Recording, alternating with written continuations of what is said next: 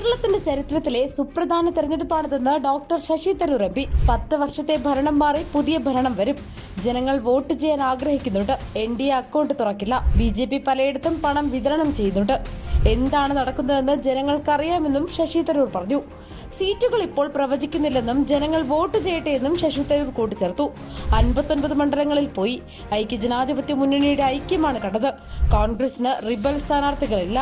മുഖ്യമന്ത്രി ആരാകുമെന്ന് MLA-മാരുടെ അഭിപ്രായം കേട്ട ശേഷം ഹൈക്കമാൻഡ് തീരുമാനിക്കും. മുഖ്യമന്ത്രിയെ തീരുമാനിക്കാനൊന്നും വലിയ പ്രശ്നമുണ്ടാകില്ല. കേന്ദ്ര നേതൃത്വം വേഗം തീരുമാനിക്കുമെന്നും ശശി തരൂർ വ്യക്തമാക്കി. BJPക്ക് 1-2 ഇടങ്ങളിലാണ് സാധ്യത. അവിടെ ശക്തമായ ത്രികോണ പോരാട്ടമാണുള്ളത്. അപകടം മനസ്സിലാക്കി ജനങ്ങൾ വോട്ട് ചെയ്യണമെന്നും ശശി തരൂർ ആവശ്യപ്പെട്ടു. UDF തിരികെ ഭരണത്തിൽ വരുമെന്ന ആത്മവിശ്വാസമാണ് UDF ക്യാമ്പിൽ നിന്ന് ഉയരുന്നത്.